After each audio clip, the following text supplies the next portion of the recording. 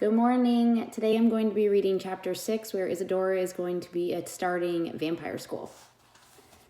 Vampire school was also on a hill, but it was not covered with flowers and it was not built in the shape of a pink cupcake. It was a tall black castle with bats flying around in spires and towers. Thunder and lightning cracked through the sky behind it. Pink Rabbit shivered, so I held his paw tight. I could tell he was frightened. He doesn't like thunderstorms. "Isn't it wonderful?" said Dad. Then he opened his black cloak and flew away into the sky, whooping with delight.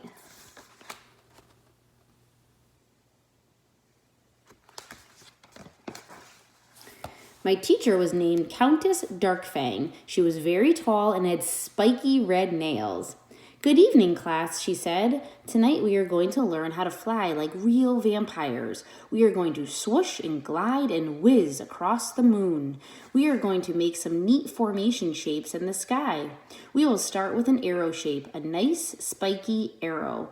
Oh, goody, I thought. I knew how to fly already, and I also had something the other vampire children did not. Wings! This would be easy. "Follow me," said Countess Darkfang. She lifted out her cloak and shot into the air with lightning speed. One by one, the other vampires followed. Swoosh, glide, whiz.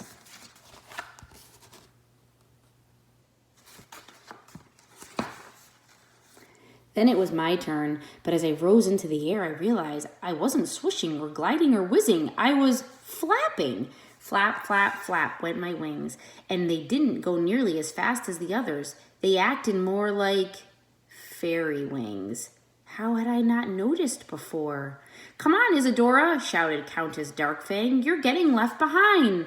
I flapped my wings harder, trying to keep up. I could see all the little vampires far ahead of me, circling around the big, bright moon. "Arrow!" screeched Countess Darkfang. All the other vampires arranged themselves into the shape of an arrow, leaving a space on the end for me. "Come on, Isadora," they called. I flapped as hard as I could and eventually reached the space at the end of the arrow shape.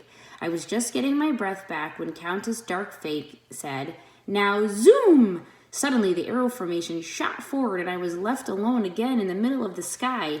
This was exhausting. "Wait," I cried, flapping my wings as hard as I could. "Wait for me." "Stop, everyone," shrieked Countess Darkfang suddenly. "We must wait for Isadora." The others immediately came to a stop in the sky, still in their perfect arrow formation. Not a hair was out of place on their shiny heads. I continued to flap along, but I wasn't used to flying this fast. Now I couldn't stop! I crashed right into the vampire at the back of the arrow, my wings tangling in his cape so that we rolled into a ball and began to plummet toward the ground. "Help!" I cried as we spun around and around, stars rushing past our eyes. "Emergency!" screeched Countess Darkfang. She gathered her cape and shot down toward us. Luckily, vampires are very fast flyers. She grabbed onto my dress just before we hit the ground. "That was close," she said as she set us both upright. "I think that's enough flying for now." Pink Rabbit wiped his paw across his forehead in relief.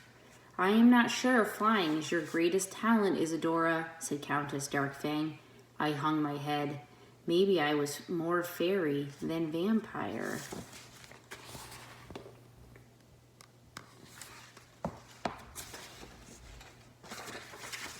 That's the end of chapter 6. We will continue chapter 7 tomorrow and see how the rest of her day goes at vampire school. Have a nice day.